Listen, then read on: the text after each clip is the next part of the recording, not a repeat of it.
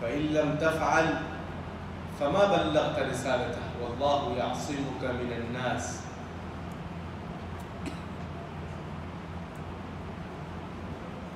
قال النبي صلى الله عليه وسلم خيركم من تعلم القرآن وعلمه.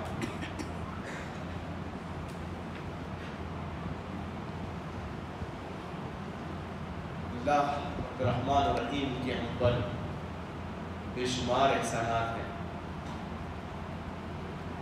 ان گنت اکرامات ہیں. اگر کہا جائے کہ صبح شام رات دن اللہ کی نعمتوں میں ہم کھیل رہے ہیں،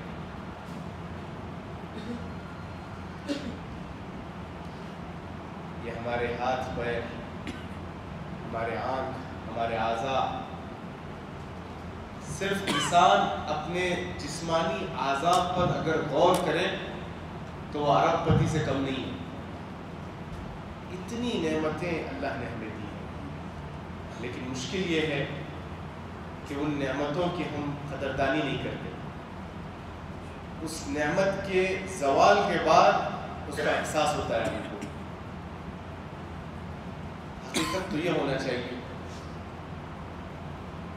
کہ رب کی نعمتوں پر شکر بجا لائے، اور اللہ کا فرمان ہے لئن شکرتم لأزیدنکم، اگر تم شکر بجا لاؤ گے تو اور نعمتوں میں اضافہ کروں گا. انہی نعمتوں میں سے ایک عظیم نعمت یہ رمضان مبارک ہے. قرآن کہتا ہے ایام معدودات، گنتی کے چند دن ہیں. ابھی ایسا لگ رہا تھا کہ ہم رمضان آنے والا ہے، ماہ مبارک سایہ فگن ہونے والا ہے، روزوں کا مہینہ آنے والا ہے، چرچے چل رہے تھے. اب ہم بالکل اس کے آخری پڑاؤ تیسرے عشرے میں داخل ہو گئے. اور ایسی کوئی بات نہیں ہے کہ پہلا عشرہ مغفرت کا، دوسرا رحمت کا، تیسرا جہنم سے نجات کا. ایسا نہیں ہے. پورا رمضان مغفرت، پورا رمضان باعث رحمت، اور پورا رمضان جہنم سے نجات کا ذریعہ ہے. اور اللہ کے رسول صلی اللہ علیہ وسلم نے فرمایا کہ ہر دن اللہ تعالیٰ کچھ لوگوں کی گردنوں کو جہنم سے ہمیشہ ہمیشہ کے لیے آزاد کرتے ہیں. اور یہ رمضان کے ہر رات ہوتا ہے. جب دعا کریں کہ اللہ تعالیٰ ہماری گردنوں کو بھی ان لوگوں میں سے بنائے جس کو جہنم سے ہمیشہ ہمیشہ کے لیے نجات دے.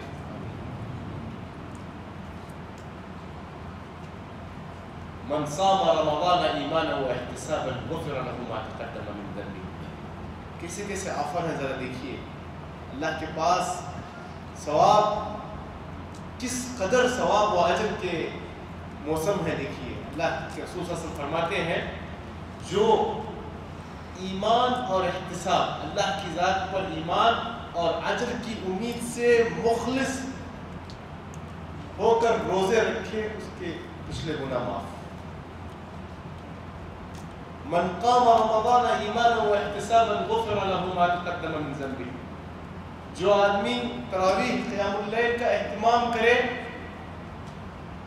ایمان اور احتساب کی حالت میں، اللہ کی ذات پر ایمان اور اجر کی توقع رکھ کر، اس کے پچھلے گناہ معاف. من قام لیلۃ القدر ایمانا واحتسابا غفر له ما تقدم من ذنبه. جو آدمی شب القدر کی تلاش میں، اس کی جستجو میں وقت لگائے، اللہ پر ایمان لاتے ہوئے اور اللہ کی ذات پر بھروسہ رکھتے ہوئے اور اجر کی امید رکھتے ہوئے، اس کے پچھلے گناہ معاف. کس کس طرح کے آفر ہیں دیکھیں. سبحان اللہ. اس سے پتہ کیا چلتا ہے؟ اس سے پتہ یہ چلتا ہے کہ رمضان کا نصیب ہونا یہ اس بات کی علامت ہے کہ اللہ ہم پر مہربان ہے. اللہ چاہتے ہیں کہ ہم گناہوں سے دھل جائیں. اللہ چاہتے ہیں کہ اس رمضان میں ہم گناہوں سے پاک ہو جائیں. اللہ ایک موقع دے رہے ہیں کہ ہم سدھر جائیں، سنور جائیں، بدل جائیں. ہوتا ہے، شعبان کا بھی چاند ہوتا ہے اور رمضان کا بھی چاند ہوتا ہے، لیکن رمضان کا چاند آنے کے ساتھ جو ایک انقلاب برپا ہوتا ہے، کھچا کھچ مسجدیں بھری ہوئی ہیں، بوڑھے لوگوں میں کہاں سے وہ انرجی آ جاتی ہے رمضان میں، نوجوان لڑکے جو شعبان میں پتہ نہیں کہاں کہاں ہوتے ہیں، لیکن رمضان میں دیکھیے فجر کتنے بجے، 5:10، ظہر کتنے بجے، فلاں ٹائم، عصر کتنے بجے، مغرب کتنے بجے، عشاء، تراویح کتنے، ہر نماز کا ٹائم نو کے زبان پہ یاد ہے ہمارے نوجوانوں کو۔ خواتین کا حال دیکھیے، کس قدر عبادتوں میں مشغول ہیں، تلاوتوں میں مشغول ہیں، ذکر و اذکار میں مشغول ہیں۔ ہمارے بچوں کا حال دیکھیے، جو صبح شام رات دن کھاتے پیتے بچے، اگر کسی دن آپ ان کو سحری میں نہیں اٹھاؤ، پنگا لے لو، دیکھو کس قدر ناراض ہو جاتے بچے۔ یہ جو چینجز آتے ہیں، یہ جو تبدیلی آتی ہے، اس کا راز کیا ہے؟ شعبان اور رمضان میں ایک دم ڈیفرنٹ ماحول ہے، اس کا راز کیا ہے؟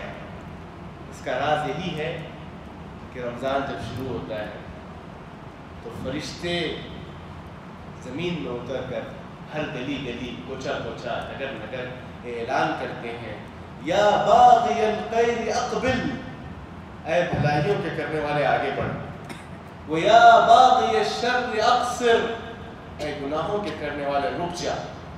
یہ اعلان فرشتے ہر جگہ جگہ گلی گلی اعلان کرتے ہیں۔ اس مبارک طبقے کے فرشتوں کے اعلانات کا نتیجہ ہے کہ ہم ہمارے اندر یہ چینجز دیکھتے ہیں۔ معزز سامعین، یہ دین جو ہم تک پہنچا ہے بہت قربانیوں کے بعد پہنچا ہے، بہت مشقتوں کے بعد یہ دین ہم تک پہنچا ہے۔ اس کی پاداش میں اللہ کے رسول صلی اللہ علیہ وسلم، صحابہ کرام کو جو اذیتیں دی گئی، جو تکلیف دی گئی، اس کے مقابلے میں ہم نے کچھ بھی نہیں کیا۔ اللہ کے رسول صلی اللہ علیہ وسلم کو جتنے القاب ہو سکتے ہیں، برے القاب سب دیے گئے، جادوگر، کاہن، مجنون۔ آپ کے جسم مبارک پر طائف میں اس قدر پتھر برسائے گئے کہ اتنا پتھر اہل طائف نے مارا کہ خون جوتوں میں جمع ہو گیا تھا اور پیروں سے، جوتوں سے پیر نکالے نہیں جا رہے، اتنی اذیت دی گئی۔ اسی دین کے پاداش میں اللہ کے رسول صلی اللہ علیہ وسلم کے جسم مبارک پر جادو کیا گیا۔ اسی دین کے پھیلانے کے نتیجے میں آپ صلی اللہ علیہ وسلم کے کھانے میں زہر تک دیا گیا۔ اسی دین کی سربلندی کے لیے آپ اٹھے تھے، تو اس کے نتیجے میں آپ کو 3 سال تک آپ کو اور آپ کے خاندان کو شاہد ابی طالب کی گھاٹی میں بائیکاٹ کیا گیا۔ اسی دین کی تبلیغ اور اسی دین کی دشمنی کے نتیجے میں اللہ کے رسول صلی اللہ علیہ وسلم کو ان کے وطن عزیز سے نکالا گیا۔ لیکن لاکھ تکلیفیں آئیں، لیکن دین کی خدمت سے آپ رکے نہیں۔ جب آپ کو شاہد ابی طالب کی گھاٹی میں پیک کر دیا گیا تھا، تب بھی آپ موسم حج میں نکلتے اور لوگوں کو اسلام کی دعوت دیتے۔ جب مکہ میں آپ کے لیے پورے دروازے بند کر دیے گئے، تب بھی آپ مایوس نہیں ہوئے، بلکہ مکہ میں بیٹھ کر، اس وقت مکہ ایشیا میں پڑتا ہے، تو اس وقت مکہ کے گلیوں میں اسلام پھیلانا ممکن نہیں تھا، تو آپ مکہ کی سرزمین میں بیٹھ کر ایتھوپیا، حبشہ میں مسلمانوں کے لیے ہجرت کے راستے کھول کر وہاں اسلام کی دعوت و تبلیغ کا کام کر رہے ہیں۔ مدینے کی گلیوں میں بیٹھ کر، مدینے میں مسجد نبوی میں آپ بیٹھے ہیں اور وقت کے ایوانوں اور وقت کے بادشاہوں کے نام آپ خود بھیج رہے ہیں۔ کسرا کے دربار میں آپ کے امبیسڈر جا رہے ہیں، قیصر روم و فارس کے درباروں میں آپ کے نمائندے جا رہے ہیں، ایجپٹ مقوقس بادشاہ کے دربار میں آپ کے نمائندے جا رہے ہیں، حبشہ کے دربار میں جعفر ابن طیار کلمہ توحید اور آپ کی رسالت کا اعلان کر رہے ہیں۔ تو اس سے پتہ کیا چلتا ہے؟ پتہ یہ چلتا ہے کہ دین قربانیوں کو طلب کرتا ہے۔ وہ صحابہ کرام تھے جنہوں نے اپنے وقت کی قربانی دی، اپنے مال کی جائیداد کی قربانی دی، اپنے وطن عزیز کی قربانی دی، ضرورت پڑنے پر اپنے جان کی قربانی دی، تب جا کر یہ اسلام ہم تک پہنچا، اور تب جا کر اسلام صرف 1 سنچری کے اندر، فرسٹ سنچری ہجرت کے حساب سے، آج ہجرت کے حساب سے 1444 چل رہا ہے، 1444۔ میں کہہ رہا ہوں پہلے 100 سال میں، ہجرت کا جو پہلا 100 سال ہے، اس 100 سال کے اندر آپ کی محنت، آپ کے صحابہ اکرام کی محنت، اور آپ کے صحابہ جن کو آپ نے تربیت دی تھی، ان صحابہ نے جن تابعین کی تربیت کی اور فاتحین کی تربیت کی، ان کے ذریعے 100 سال کے اندر اسلام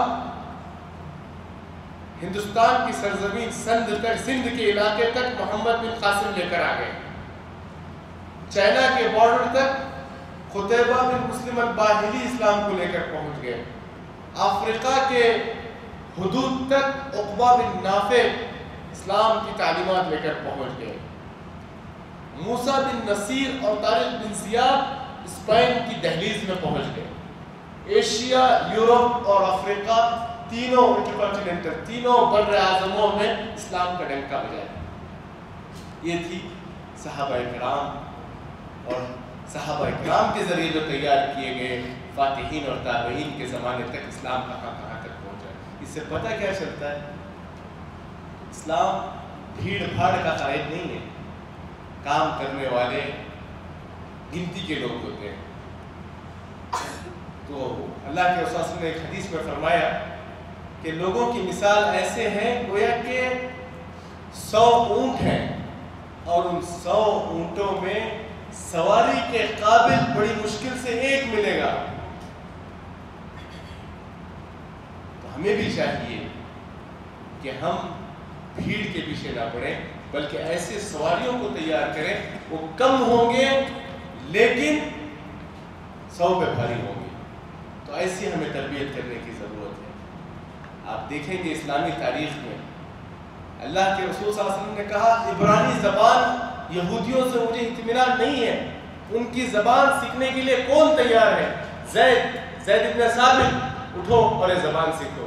15 دنوں کے اندر سریانی عبرانی زبان 15 دنوں کے اندر سیکھ کر اللہ کے رسول جو کہتے تھے اس کو وہ خط کی شکل میں لکھتے تھے، اور یہودیوں کا خط جو آیا کرتا تھا اس کو پڑھ کر عبرانی زبان میں اس کا جواب دیا کرتے تھے، صرف 15 دن کے اندر۔ صحابہ کرام میں ایسے تھے جو اللہ کے راہ میں خرچ کرنے والے تھے۔ اللہ کے رسول اعلان کر رہے ہیں، کون ہے جو روما یہودی کے کنویں کو خریدے اور وقف کر دے، میں اسے جنت کی ضمانت دیتا ہوں۔ عثمان رضی اللہ عنہ کہتے ہیں میں کنواں خریدا اور وقف کر دیا۔ پھر آپ اعلان کرتے ہیں، کون ہے جو مسجد نبوی کی تعمیر کے لیے زمین خریدے اور وقف کر دے؟ عثمان رضی اللہ عنہ نے کہا میں، اور انہوں نے مسجد، آج جو سلام پڑھنے کے لیے جو جاتے ہیں ہم، یہ پورا ایریا آگے جو امامت کے آگے جو سلام آپ صلی اللہ علیہ وسلم پر سلام پڑھنے کے لیے جس گلی سے ہم جاتے ہیں، یہ پورا عثمان رضی اللہ تعالیٰ عنہ کی تعمیر ہے۔ پھر آپ نے تبوک کے موقع پر کہا، کون ہے جو اس جنگ میں ہماری مدد کرے؟ تو 1000 لدے ہوئے اونٹ لا کر اللہ کے رسول کے قدموں پر رکھ دیے، عثمان ابن عفان۔ تو آپ نے کیا کہا؟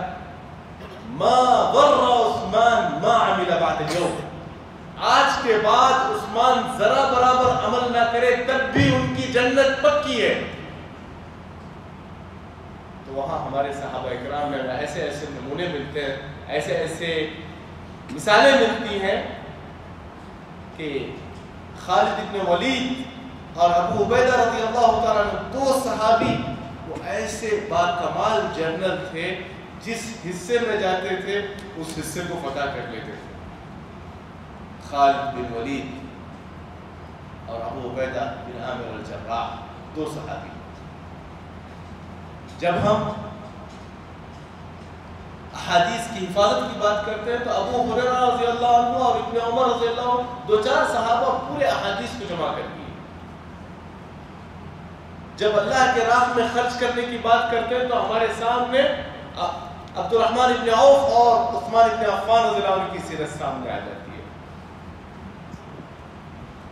جب دین کے معاملے میں کوئی اہم مشورہ کرنا ہوتا تو آپ کے ساتھ ہمیشہ 2 وزیروں کی طرح ابو بکر اور عمر ساتھ ہوا کرتے تھے. تلاوت قرآن کے ماہرین ابی بن کعب آپ کے ساتھ ہے. لوگوں کے درمیان فیصلے کرنا قضا کے لیے علی رضی اللہ تعالیٰ عنہ ماہر ہیں. تو اس طرح اللہ کے رسول صلی اللہ علیہ وسلم بڑے نبض شناس تھے.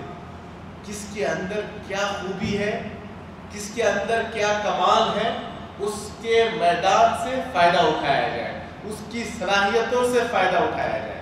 تو آج بھی ضرورت ہے کہ ہمارے درمیان جو صلاحیت والے ہیں، جو قابلیت والے ہیں، کوئی ماہر اقتصادیات ہے اس سے اقتصادیات کے معاملات میں فائدہ اٹھایا جائے.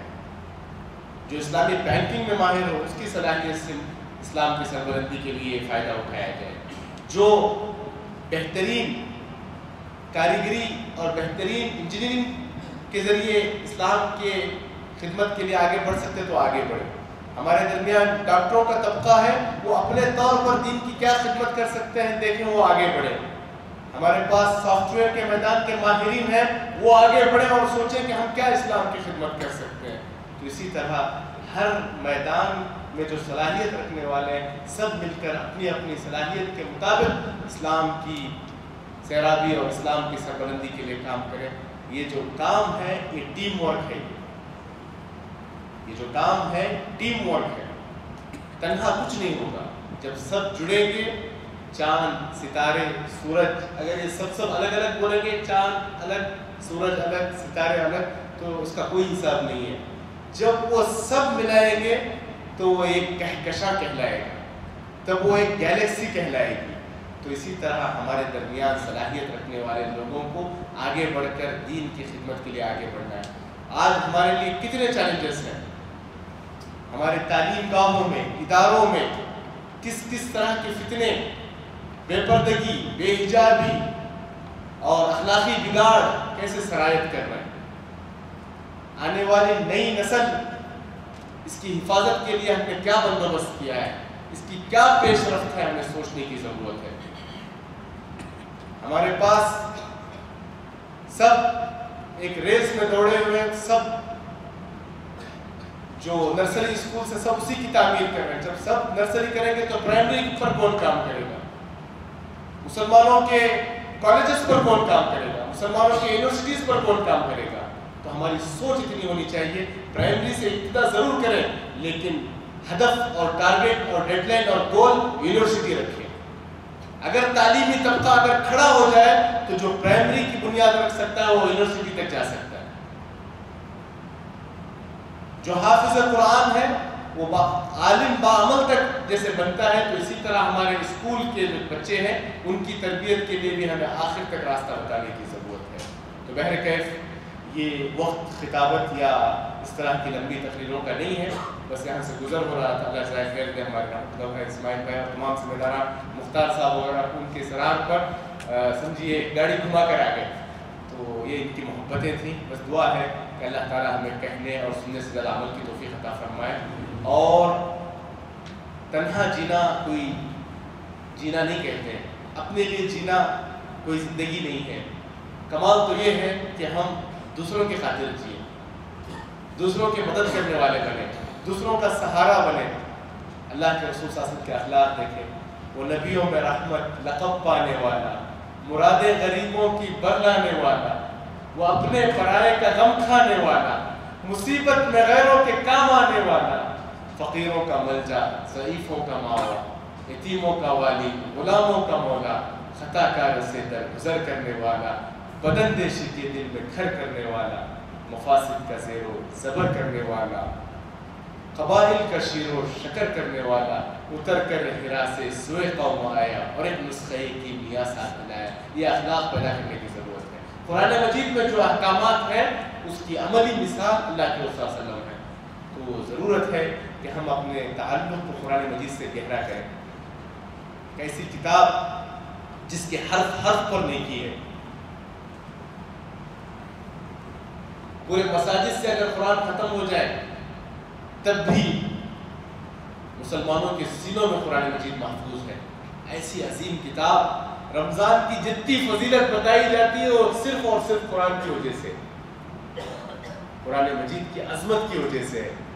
اتنی عظمت کہ اس کے نازل کرنے والے رب العالمین ہیں۔ جس شخصیت پر نازل کیا گیا وہ رحمت للعالمین ہے۔ جو فرشتہ وسیلہ بنے جو لے کر آئے وہ سید الملائکہ جبریل علیہ السلام ہے۔ جس دن اتارا گیا وہ لیلۃ القدر ہے جو 1000 مہینوں سے بہتر ہے، اور جس مہینے کو اختیار کیا گیا یہ تمام مہینوں کا سردار رمضان المبارک ہے۔ ذرا سوچیں کہ اس قرآن مجید سے ہمارا کیا تعلق ہے۔ فیس بک تو بہت دیکھتے ہیں لیکن کبھی قرآن مجید کے صفحات پھیرنے کا موقع نہیں ملتا ہے۔ قرآن مجید نمازوں میں کیا پڑھ رہے ہیں اسے سمجھنے کا موقع نہیں ملتا ہے۔ چھوٹی چھوٹی سورتیں، سورہ فاتحہ کا ترجمہ ہم میں سے کتنے لوگ جانتے ہیں؟ ذرا ہاتھ اٹھائیں تو پریشان ہو جائیں گے۔ میں سوال نہیں کر رہا ہوں، میں کہہ رہا ہوں کہ سورہ فاتحہ جو ہم روزانہ فرائض میں 17 دفعے پڑھتے ہیں، لیکن اللہ کے لاکھوں نعمتوں میں ہم جی رہے ہیں، لیکن اس سورہ فاتحہ 7 آیتوں کو سمجھنے کی توفیق نہیں ہے۔ زندگی ختم ہو گئی لیکن ان 7 آیتوں کا معنی اور مفہوم سمجھنے کے لیے وقت نہیں ہے۔ کیا زندگی ہے؟ کل رب کے سامنے جائیں گے تو کیا چہرہ دکھائیں گے؟ اے اللہ، نماز تو کیا پہلی رکعت میں پہلی سورت تک ہم نہیں جانتے تھے، کیا وہ دکھلائیں گے؟